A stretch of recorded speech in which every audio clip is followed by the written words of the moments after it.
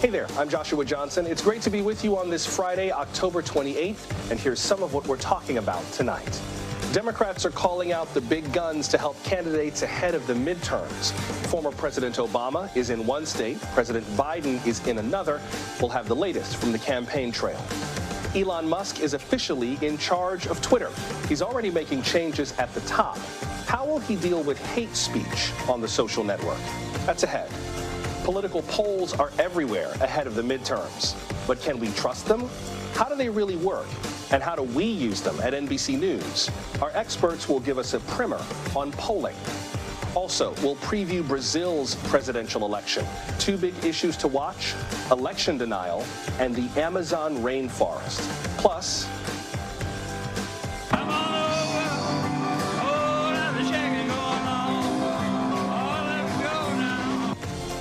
we will look back on the life and legacy of rock and roll legend Jerry Lee Lewis.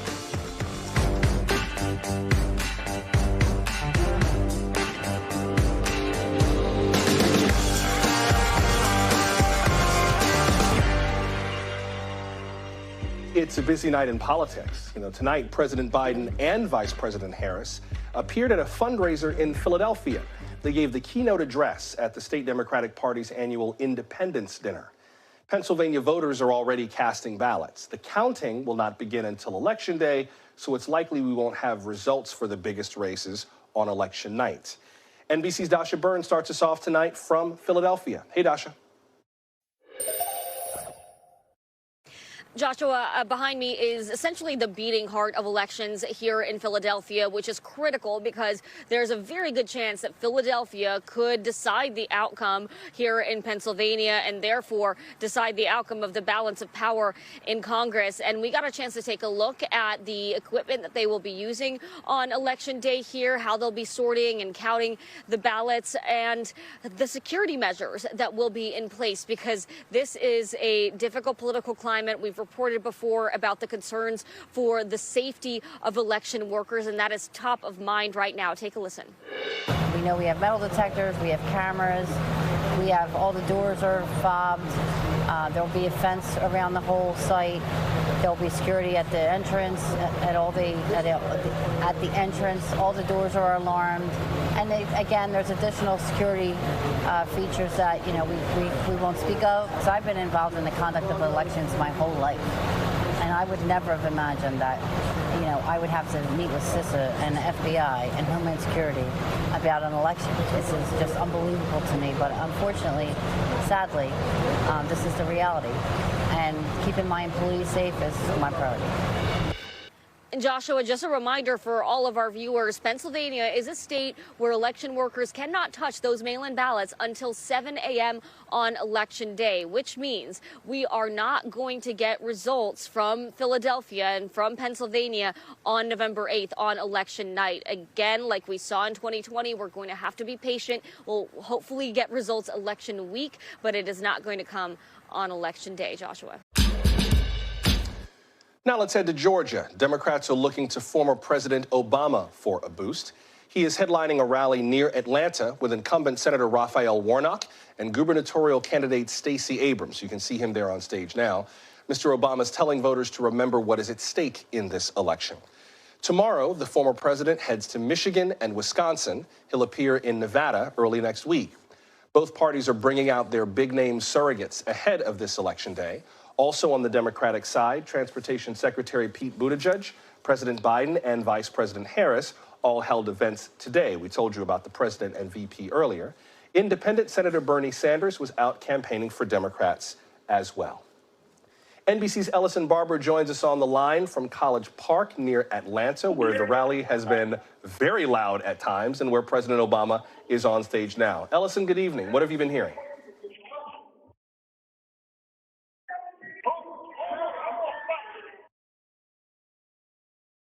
Hey, Ellison, can you hear me?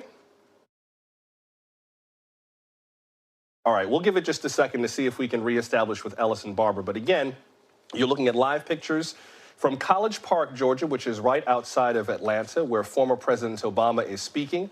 He's at a rally to support the incumbent Georgia Democratic Senator Raphael Warnock and Stacey Abrams, who is running again as a Democrat for governor, now against the incumbent governor, Republican Brian Kemp. Let's see if we can reestablish with Ellison. Ellison, can you hear me? All right, maybe we can listen into the former president for just a moment. Listen. Cruelty towards the people of Ukraine, but it also sent energy prices through the roof. So we're seeing gas prices go up, grocery prices, and that takes a real bite out of paychecks. It hurts. But the question you should be asking is, who's actually going to do something about it? The Republicans talk a lot about it, but what is their answer? What is their economic policy? I will tell you what it is, because it's the same answer they've got for everything. They want to gut social programs, they want to cut Social Security and Medicare, and then they want to give their rich friends a tax cut. Don't boo, vote. Former President Obama speaking in College Park, Georgia. NBC's Ellison Barber is there at the rally. Ellison, good evening. What have you been hearing?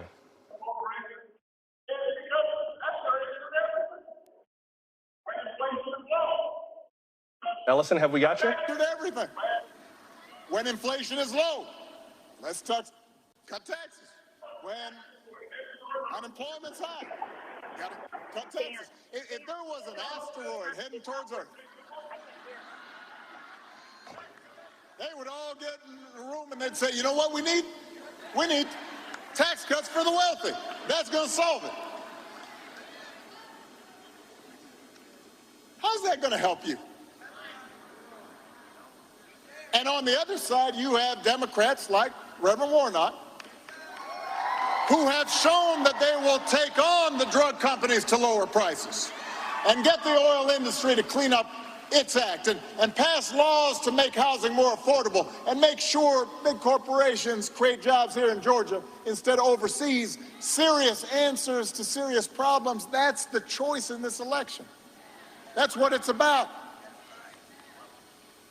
President Obama, former President Obama, speaking in College Park, Georgia. Apologies on Ellison Barber. We've been having technical issues trying to get to the rally. You can imagine how many people have these deployed, recording the same thing you're looking at right now, and that's causing some technical issues. But we have been talking to a number of voters around this rally, including about the presence of the former president there. Here is some of what they told Ellison. Watch. President Obama speaks to sort of where we have been historically as a nation. I think there's been a lot of discontent around sort of where politics has gone in the last couple of years.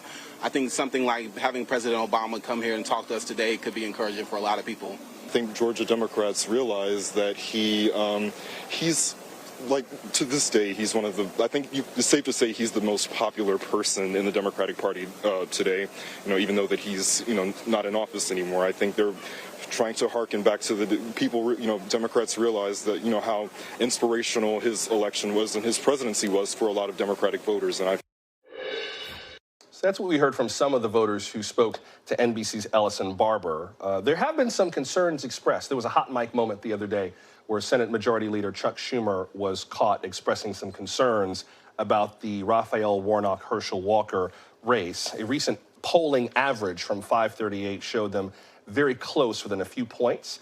Our own NBC News poll showed among black voters, in terms of enthusiasm, those who expressed high interest, 69% of Democrats expressed high interest, 61% of black voters expressed high interest, 57% of voters from urban core counties, and just 2 out of 5 voters between the ages of 18 and 34 expressed high interest in this race. We'll talk about the nature of these polls a little bit later in the show, but again, we're going to continue to monitor the former president speaking. We know that he has been referring to something we're about to get to in San Francisco, but we will keep an eye on these rallies, and then we'll bring you more as we have it, including possibly if there are any more comments from former President Obama that warrant discussion. But for now, let's move on to the big business story of the day. And speaking of the things we do with our phones, it definitely involves that, social media, because now Elon Musk is officially in control of Twitter. He finalized that acquisition last night, hours before a court-ordered deadline. The deal was worth about $44 billion. Mr. Musk calls himself a free speech absolutist. He's talked about reinstating banned users and removing computerized fake accounts, or bots. But Elon Musk says none of that will happen right away. Today, he tweeted that first he will form a content moderation council. No word on who will be on it, but he says its members will have diverse viewpoints. Major changes will wait until the council meets. CNBC is reporting the top Twitter executives left soon after the acquisition. They include the CEO, the chief financial officer, and the head of legal policy.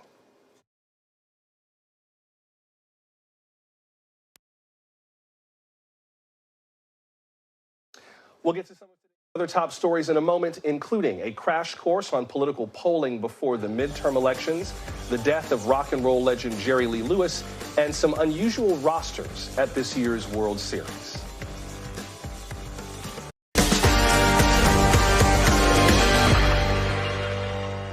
One of the Democratic Party's top surrogates is not on the campaign trail tonight. House Speaker Nancy Pelosi flew home to be by her husband's side in San Francisco. He was attacked overnight during a home invasion. SFPD says officers responded to a break-in at the Pelosi residence. The suspect allegedly tied up Paul Pelosi and, when police arrived, hit him with a hammer. A statement from the Speaker's office says Mr. Pelosi had surgery to repair a skull fracture. The suspect is in custody. No word so far on a motive. NBC's Jake Ward joins us now from San Francisco with more. Jake, what, if anything, do we know about how Paul Pelosi is doing tonight? Well, Joshua, at this hour, we do know that he is out of surgery, and to be honest with you, it's a miracle. I mean, earlier today, as we were standing here, watching neighbors wondering how he was, really there was no good signs to be had. He was transported to Zuckerberg General Hospital. That is the big level 1 trauma facility here, and it's where you go when you have a big, bad injury. All sorts of rumors had swirled about his condition, and it's not until we got the statement from the Pelosi family that we knew he was out of surgery and that Nancy Pelosi is going to visit him soon. Some of the details of the attack, though, come through in his injuries. Not only was he struck multiple times in the head by a hammer, resulting in that skull fracture, but Pelosi also says that he was hit and badly injured in the hand and arm on his right side, which suggests, of course, that he was probably raising his hand in some sort of defensive effort. I mean, it's all of that that just makes you realize what a horrible thing this is to consider, that this man in his 80s, a grandfather sleeping alone in a house on this block, would have been attacked in the very middle of the night, Joshua. I do want to note that President Biden, as we said, speaking tonight at a political dinner, a Democratic Party dinner in Philadelphia, and he did reference this attack in his remarks. We believe that former President Obama has also referenced them in his remarks tonight near Atlanta. President Biden, and I'm just reading from a rough log of his remarks, said that she was on her way to San Francisco, decried political violence in our society, and noted that what makes us, there's too much political violence, too much hatred, too much vitriol. He says that he spoke to the Speaker and that Paul Pelosi is doing okay and seems to be coming along well and is in good spirits. That's according to President Biden, speaking this evening at a political fundraiser in Philadelphia. Though, Jake, I don't think we know yet what the motivation for the attack was, right? I mean, there's been a lot of talk about political violence. It's possible, of course, considering who the attacker attacked, but I don't think police or the FBI or anyone has confirmed a motive yet, right? That's absolutely right. I mean, we have basically these sort of two categories of evidence, and together they don't necessarily form a full picture of why this took place. We know on the one side, David DePape, the 42-year-old suspect in this case, the one who tied Mr. Pelosi up, who supposedly shouted, "Where is Nancy? Where is Nancy?" and then told police that he was waiting for Nancy when they arrived in the living room. We know that his social media accounts are full of all sorts of conspiracy theories around around January 6th and COVID, the sort of far-right extremist stuff that we see all over social media these days. So we know that on the one hand, and we also know that there is this through line, of course, in the rhetoric from President Trump and his most ardent and violent supporters talking about Nancy Pelosi in the context of violence. The threats to the Speaker of the House have really been unparalleled among members of Congress, even at a time when we're seeing extraordinary violent threats being made against, both political parties and congresspeople on both sides. Whether between those two things, police are going to be able to actually understand his full motivations, understand perhaps the role of mental illness in something like this. It's not at all clear. But, at this hour, we know that investigators are going to be speaking to his family, speaking to people who knew him, trying to figure out who he was. I will say that a few minutes ago, the LA Times did quote his daughter, who they managed to interview, and said that she said, "I'm shocked," and in this case, at the blogs, some blog entries that he had written, she said, "I'm shocked, but I'm not shocked, to be honest." So there may be something there in those three categories of evidence that can help us understand just what was going through this man's mind. Yeah, there's a bit more work to be done to figure out a motive, although we should note that we're expecting a news conference at the bottom of the hour at or near with SFPD's chief, William Scott, who should be speaking on the latest with this investigation, so perhaps we'll learn more about the motive. You alluded to this a bit, Jake, but what more do we know about the attacker? You mentioned that he had a number of social media posts that were very heavily politically charged. Do we know anything more about him, whether he is a San Franciscan, whether he's even from in town? Do we have any kind of bio on this guy? Yeah. So details on him are sketchy, but we do know at this point, David DePape, a 42-year-old man, he has last been connected to an address in Berkeley, California. He has been known to law enforcement before, but it's not clear that it was for anything violent, simply that he was someone who had come up on the radar in the past. Aside from that, like anybody else, we know that he has a large and active social media presence. In his case, he has some posts that lean into a sort of libertarian kind of sentiment that you might find in the Bay Area. It's a pretty common sort of thing. But as you get into his more recent posts, it becomes much more vitriolic, much more conspiracy theory minded, and much more sort of extreme, right-leaning, extremist conspiracy theory sort of thinking. So it's probably the social media and then these ongoing interviews that's going to give us some sense of his state of mind when this took place. And do we know whether or not he has any kind of criminal record related to politics? Forgive me if you just mentioned this, but I'm just I don't want us to presume too much about him before we hear from Chief Scott, but it doesn't sound like this guy had a lengthy rap sheet, at least as far as we've been told. He did not. He did not. As far as we can tell, he did not have a lengthy criminal record. He does seem to have been known to the police in some form, but it's not clear quite yet how. I will say the San Francisco Police Department is being extremely cautious in what they release about him. Their press conference today could not even really have been categorized as a press conference. They gave a very brief statement and did not take any questions. There are, of course, many, many questions sort of more broadly about why was it that the attack took place with the officers in the room? How did this 82-year-old man in the middle of the night, Paul Pelosi, somehow managed to dial 911 while he was tied up? What was going through the mind of the emergency dispatcher, who was thanked by name by the San Francisco mayor for sending out police as quickly as that dispatcher did? All of these pieces are just slowly coming together. But again, we got here just before dawn this morning, Joshua, and at that point, there was really no sense of what had happened other than he had been attacked. And so as the pieces of this come out, especially standing in a neighborhood like this where, anything suspicious would result in a call to the police, to see something so violent happen here is really quite disorienting. And I think, as we try to get to the bottom of that, and as all these grisly details come together, the story becomes more and more vivid, but also more and more horrifying. Yeah, and we will keep an ear out for Chief Scott's news conference. We may well bring it to you live. We'll certainly monitor it, but we'll see if we can piece together a little bit more of what the police know about all of this. Thank you, Jake. That's NBC's Jake Ward with the latest on the investigation from San Francisco. All right, let's move on with some more of tonight's headlines. Russia's defense minister says its military is done drafting soldiers to fight in Ukraine. Russia had planned a partial mobilization of 300,000 reservists. Today, he announced that 218,000 are in training. The other 82,000 have been deployed. President Vladimir Putin ordered the draft in late September after a series of military defeats. NBC's Cal Perry has the latest. Fierce fighting continuing in the eastern part of the country and in the southern part of the country. Ukrainian military making major gains in the east, but we understand now slowing down on that Kherson offensive. That is that vital city that opens the gateway, as people say, to Crimea. It is a logistically vital city for Ukraine to take back. They have had their eyes on it for months, but now we understand the Russians are digging in. Officials here say the fierce fighting could come in the next few days.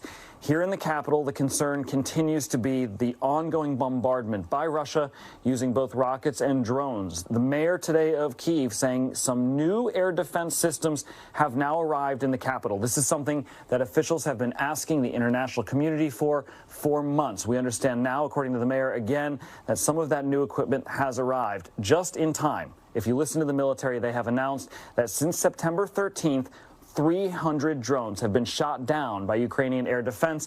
It is a concern that they have in the long run, both an ammunition one and that early alert system that will warn people when either rockets or drones are incoming.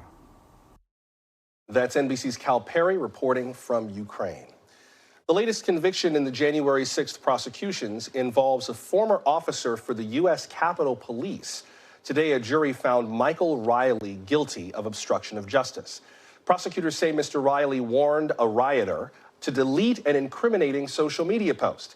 In a Facebook message, Riley told Jacob Hiles to remove references to being inside the Capitol. He identified himself as a Capitol Police officer and said he agreed with Mr. Hiles' politics.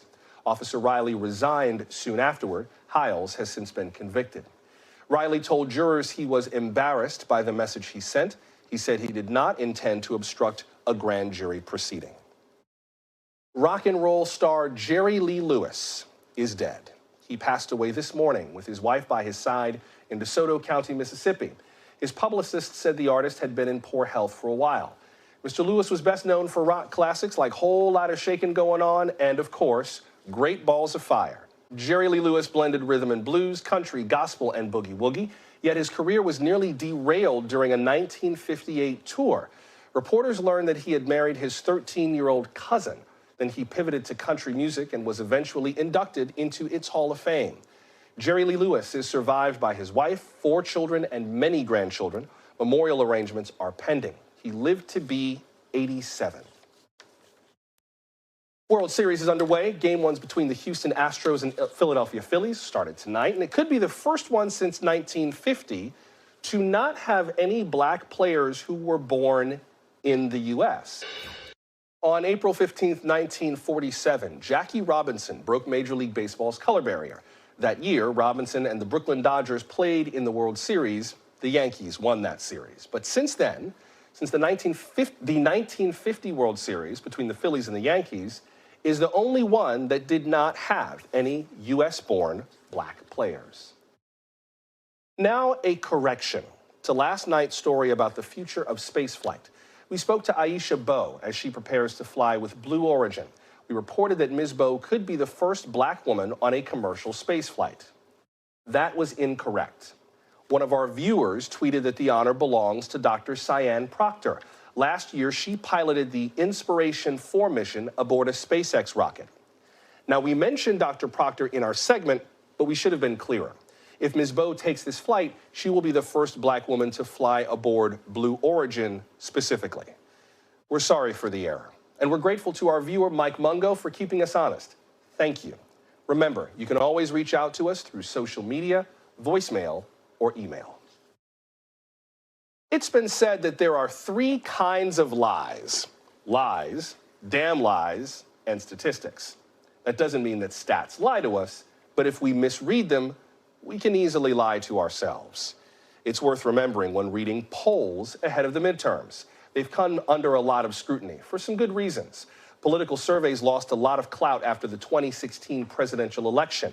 Donald Trump consistently trailed in many major polls, but won that race. Since then, polling has evolved, but how should we think through their results? Who does these polls? And how do we know which ones to trust? Let's get into all of that with NBC senior political editor Ben Camisar and Jessica Taylor, the Senate and Governor's editor for the Cook Political Report. Good to see you both. And Ben, let me start with you. How do we at NBC News think through the role of polling in our reporting? What service specifically do polls serve? It's a good question. I mean, so we do our own polling, but as NBC News, we release it publicly. But that's not the only polling that we look at. And to your question, I think it's really the right frame here. This is not, we like to talk about polls like hurricane prediction models. We can't tell you exactly, a week out where the hurricane's going to hit down to the mile. We can give you a general idea of where it is, the speed, things like that. I feel like it's a good analogy when it comes to polling. We can give you, whether or not a race is competitive, whether or not a politician is popular, unpopular, or somewhere in the middle. There are questions that you can answer that don't require 100% precision, but can sort of take a temperature and a mood of an electorate or a larger group of people. That's where the polling really shines. I think some of the missteps and some of the overreactions come when you sort of treat polling, this race is 49% to 48%. That must mean a candidate's up by 1 point. That's not the type of precision that you want. Jessica, talk about how political polls are constructed at the highest levels, the polls that we consider the most reliable, the most trustworthy in terms of figuring out the questions, how do you find the people you talk to, the building blocks of a political poll. How do those come together? So really reliable ones will use voter files in many instances. And so you're asking people that have voted before in those regards. And questions, I think, leading questions in a way, but I think for me, when I'm looking at some of this polling, some of the most interesting things are not the horse race numbers, but it can be a candidate's approval rating, how many undecideds are, how do those undecideds line up, and some of that can sort of give us a hint about where things could go. But Ben's exactly right. I think one of the things that really gets missed is that you expect it to be exactly what the polling has shown, but there's a margin of error, maybe sometimes 3-4 points or so, that can go in either direction. So it's actually a very large window when you are looking at this. And that's why I think some of the crosstabs that we look at can often be more instructive. And you want to choose pollsters that are, some of the ones that we trust the most are ones that are very transparent about their methodology. You have to sort of live telephone calling polling has been the gold standard for a long time. But of course, now we are a very different society where very few people have landlines. You've got to call cell phones, sort of mix in both. But ultimately, it just gets harder and harder to poll because you get a lower response rate nowadays. And so it can just take so much longer to do this type of poll. And then they weight it if they don't get the types of respondents that they need. So we've seen reweighting, particularly in education after 2016. That was one of the big misses. But also, the polls were very off in 2020 still, too. And I think there's just a section of the electorate when Trump is on the ballot that are skeptical of polling and are hard to reach. Let me ask you to define two things quickly before I move back to Ben. You mentioned that often you will look at the crosstabs. What are crosstabs? So it will give you more information. So say that, when you're looking at, 48% to 47%, well, who does that make up? How many women, how many, we can get into very specific areas, women, men, college educated, non-college educated, suburban areas, white evangelicals. So it's those sort of more nuanced in a way that can tell us a lot. And when you talked about weighting people in polls, and Ben, then I'll come back to you in just 1 second, that has to do with kind of the math that you do to make the different populations within a poll sample balance out to whatever population you're trying to depict if you don't get enough of those people. Is that it? Yes, and what you expect the electorate to look like, too. So I know some, private polling that have been doing for campaigns, they're using sometimes more conservative models, even to the 2014 elections that were really disastrous for Republicans. But okay, if this is our worst case scenario, so a lot of times they will even run different scenarios with high turnout, medium turnout, low turnout, and what those look like. Ben, I know I got to go in just a minute, but in terms of where we go with polling from here, where do political polls still need to improve? I think we put more emphasis on state numbers than just purely national numbers after 2016. But what's the next evolution that political polls need to make before we go? Yeah, I think honestly, it's just there's so much polling out there now because as Jessica was saying, it's so hard to do it right. It costs so much money to do it right because people are not picking up their phone as often. You got to call people on their cell phones. I don't know about you. I don't pick up when I don't know the number necessarily. It's hard to reach people. But the flip side is you're getting a lot more junk polls because people can just, throw stuff on the internet and, text people out. The cheaper polling is easier than ever. So we just have to be really careful, I think, honestly, about trusting the people trusting people who you would want to deliver the news, people who, are trusted sources in that regard, trust their polling, maybe give that one a little bit of a leg up versus someplace you've never heard of or a partisan poll that you've never heard of, things like that. And I also think we just need to be honest about what we got right and what we get wrong and always be improving. I know we need to go in a minute, not going to get into details, but after the 2020 election, we took a step back at NBC and said, hey, we, clearly something wasn't right here. What do we do? And us and our pollsters, we sat down, we looked and we figured it out and ultimately came up with next steps. Everyone should be always trying to improve because at the end of the day, we all should want to improve. Yeah. My biggest piece of advice for reading polls, it's just a depiction, not a prediction. If you look at a poll and expect, oh, this is what's going to happen, that's on you, baby. You got to understand the limitation of this data. The only numbers that matter at the end of the day are the vote totals. It's a depiction, not a exactly. It's a snapshot in time. It's a depiction, not a prediction. NBC's Ben Camisar and Jessica Taylor of the Cook Political Report. Appreciate you both making time for us tonight. Thank you very much. Still to come, we will revisit our story about a new era for Twitter. We mentioned that Elon Musk is officially in charge. He's already shaking up the C-suite. What else can we expect? We're glad you're with us for Now Tonight from NBC News.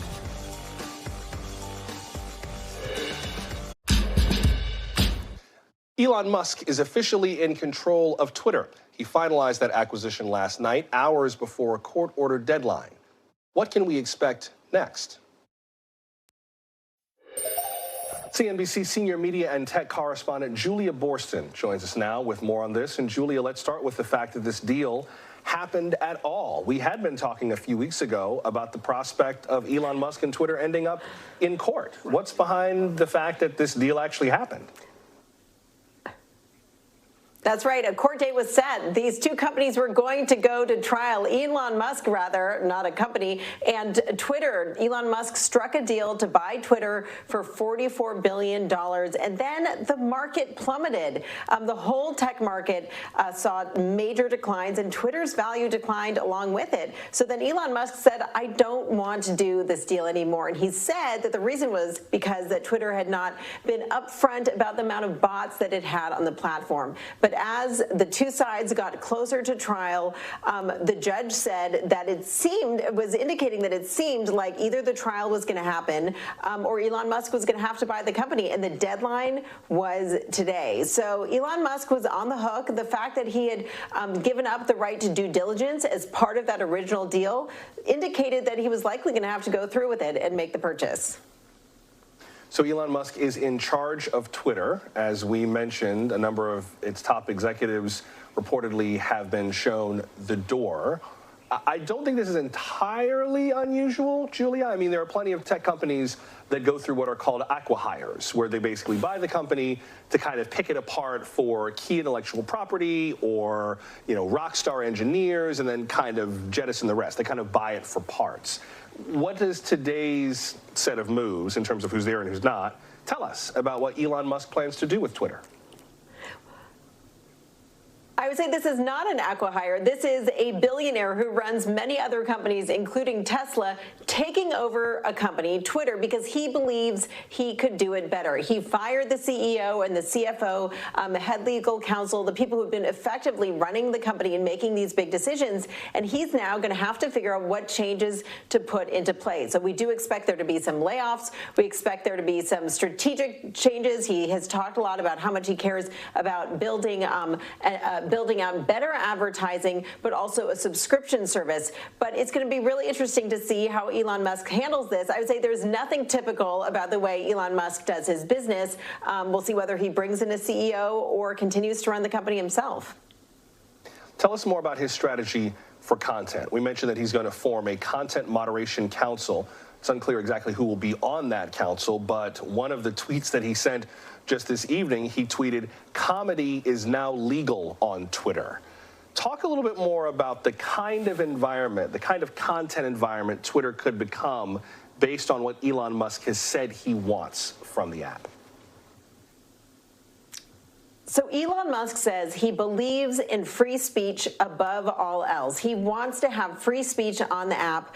Twitter had faced some criticism before from people, particularly on the right, saying that they thought that the app was overly left-leaning and sort of censored people tweeting things that the management didn't agree with. Now, the company said it had very even-handed policies and that they were working very hard to tamp down on hate speech and misinformation. So I think the question now is, what line does Elon Musk walk? He believes in free speech, but if you have hate speech and misinformation on the platform, then it's not going to be a good environment for advertisers. Advertisers want nothing to do with hate speech. So this is going to be very important for him because Twitter needs advertising. This is an ad-supported platform, and it's going to take a while for him to build up a subscription service. So he needs to be able to pursue his interest in free speech without alienating those very, very important advertisers for the business. Yeah, to the point that you just made, there was a statement from GM tonight, and they sent a statement to CNBC saying that they are engaging with Twitter to understand the direction of the platform under their new ownership, and because of that, they have temporarily paused their paid advertising. That's part of a statement from GM about the new management environment. Speaking of the environment, Julia, what do we know about what's happening inside of Twitter? We know about these C-level executives that have left. There's got to be more concern that more layoffs are coming, but what's the mood been like today?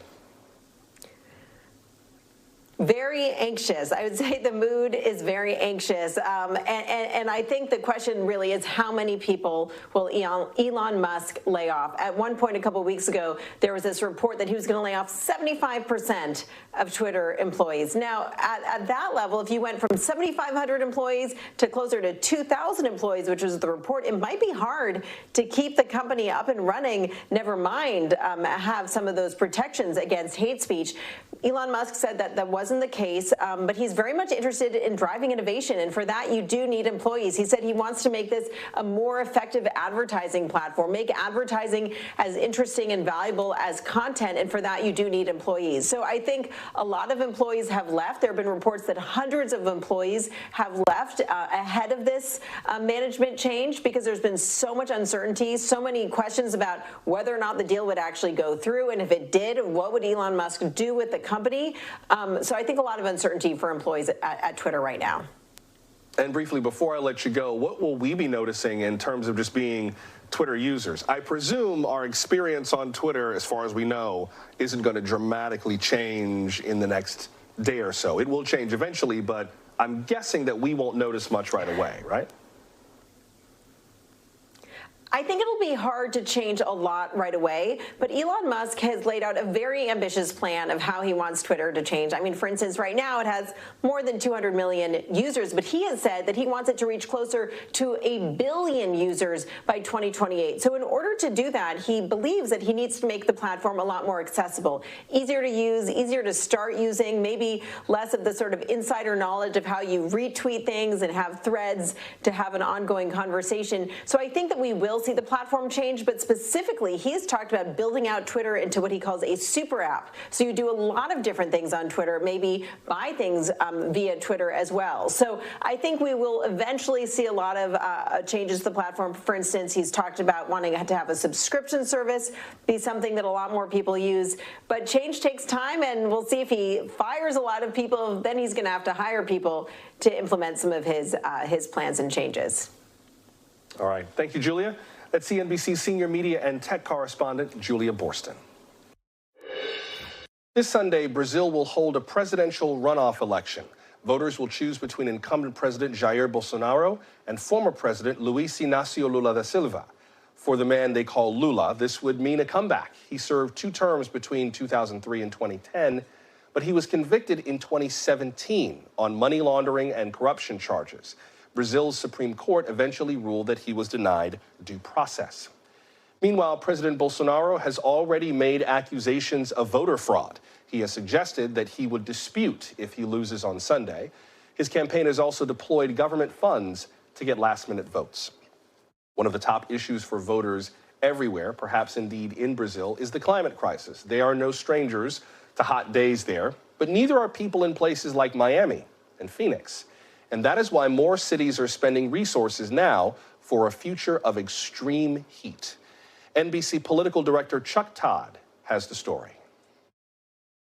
That feeling when one opens the oven and you just wait a second and that wave of heat hits you, it's kind of the feeling we have walking outside. David Handula is Phoenix's top heat expert, spearheading the city's response to scorching temperatures. We called it the Office of Heat Response and Mitigation. Phoenix created Handula's role last October as cities around the world, including Los Angeles, Athens, and Miami, are hiring their own chief heat officers to respond to increasingly hot weather. One of the biggest concerns of our residents is the increasing impacts, both to health and economic impacts of more extreme heat. For Miami's chief heat officer, addressing those concerns began with raising the city's awareness of the threat. There was no one waking up every day, thinking about the fact that we have increasing extreme heat and really looking at all our plans, all our infrastructure and programs. Today, it's about 110 degrees. This summer, we traveled to Phoenix.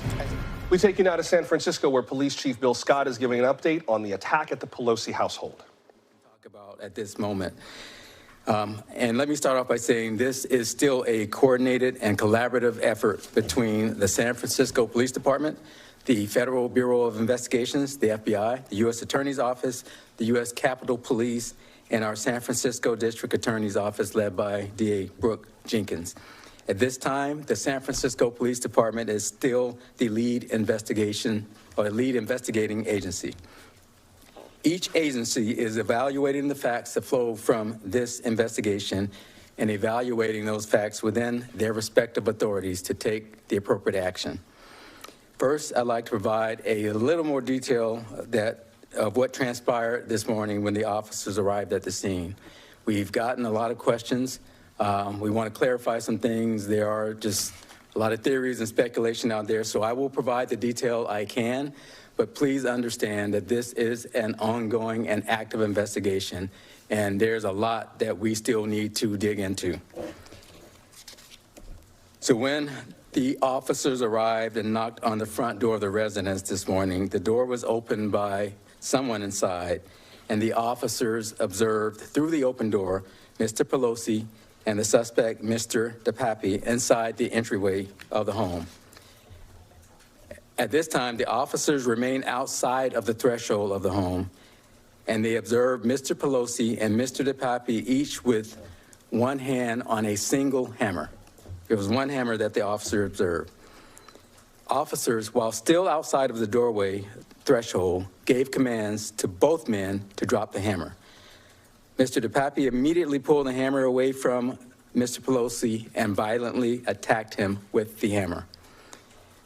The officers immediately entered, tackled the suspect, disarmed him, took the hammer away from him, and took the suspect, Mr. DePappy, into custody.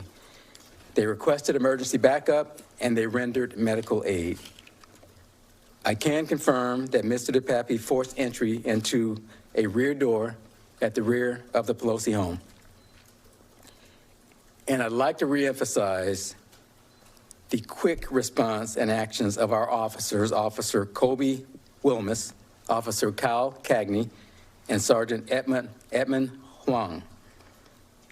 Also, I want to reemphasize and thank our dispatcher, Heather Grimes, for her intuition, her quick thinking. She had to interpret what she was being told. And based on her experience and her intuition, she basically figured out that there was something more to this incident than what she was being told. Her actions, in my opinion, resulted in both a higher priority dispatch and a faster police response. I think this was life-saving. Lastly, I want to thank our firefighters and paramedics from the San Francisco Fire Department, also for a quick response and transporting Mr. Pelosi for medical assistance at the hospital. We've gotten a lot of questions about security. First of all, I want to say that the U.S. Capitol Police is responsible for protection of Speaker Pelosi and her family.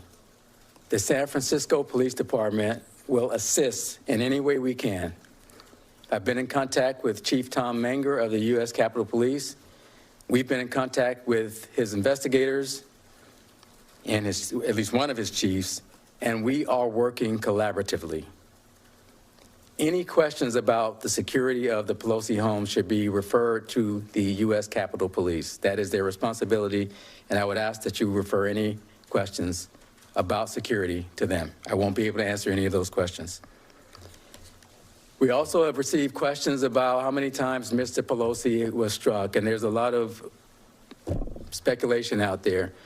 What we know is he was struck at least one time. We're going through our evidence, and when we have a definitive answer, we can release that, but right now we don't. So we know he was struck at least one time, and that's what we know. We also know, based on our investigation at this point, that this was not a random act. This was intentional. And it's wrong. Our elected officials are here to do the business of their cities, their counties, their states, and this nation. Their families don't sign up for this to be harmed. And it is wrong.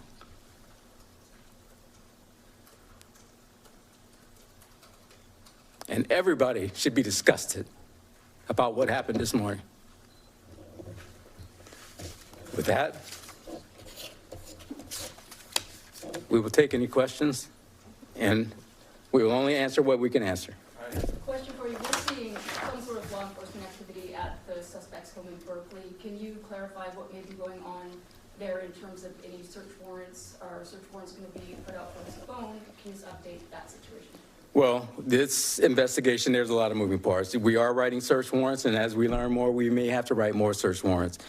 That's about all I can say. I don't have any results, and our investigators have been on this since the wee hours of the morning, and they're still on it. So we're going to do everything we can to uncover every piece of evidence that we can to hold this person accountable. So they have been into the home?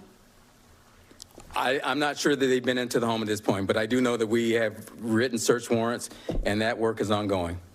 Right here. Is the suspect on a 5150 hold, or are they in jail? Well, I can't. The suspect is still in the hospital.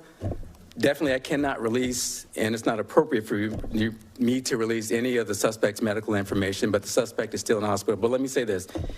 We intend to book the suspect, whether it's in absentia or whether it's in person. He will be booked for felony charges. Mm-hmm. And you can't confirm whether or not he's on a 5150? I cannot confirm anything about this person's medical condition. Last question right up here. Yeah, you say this wasn't a random act. What can you say about it? Do you think this was politically motivated? We are not at the point where we can say what the motive is publicly, but we do know this was intentional. It is not random. We know that. We know that. Right. So. The dispatcher, can you say anything about how they needed to interpret the call? Why he couldn't speak plainly? Well, what I can say is that dispatchers have to report what's being told to them. And when you have an experienced dispatcher with good instincts, they they learn how to read between the lines, but they have to report what's being told. They can't, they can't report anything other than what's being told. She knew something more was going on just in her heart and her intuition, just with her experience. And that caused for a higher priority than this type of call normally receives. I mean, this was a well-being check. And she just knew there was more to it. So she alerted our officers. She went that extra step. And because of it, they dispatched it at a higher priority than this type of call normally is. And that led to a quicker response. Okay, that's it for right now. Thank you. We're all done. Thank you very much. Chief, how did he manage to call 911? He was able to call 911. You've been listening to San Francisco Police Chief. You've been listening to San Francisco Police Chief William Scott giving an update on the investigation into the home invasion that led to Speaker Nancy Pelosi's husband, Paul, being injured with a hammer. We are told that the suspect, a man named David DePappy, is still in the hospital. It's unclear. You might have heard near the end, one of the reporters was asking about a 5150 hold. California law allows for a 72-hour involuntary hold for psychological evaluation if a person shows signs of mental distress. Chief Scott would not answer whether that was the case, but they say they plan to book him as soon as he is out of the hospital. He also was not clear on how many times Mr. Pelosi was hit, said he was hit at least once. Said the U.S. Capitol Police is going to have to answer questions about the security of the Pelosi resident. But the chief was clear. He said, quote, "This was not a random act. This was intentional," unquote. So it leaves the open question. Was the Pelosi household targeted politically? Possible. We have no evidence to go on just yet, but that is not a motive that the chief could rule out. And also credited the dispatcher for being able to read between the lines that something more serious was going on at the household. We'll keep an eye on this story. Please follow NBCnews.com and the NBC News app for more details. But until we meet again, I'm Joshua Johnson. Thank you for watching, and we will see you on Monday. Good night. Thanks for watching our YouTube channel. Follow today's top stories and breaking news by downloading the NBC News app.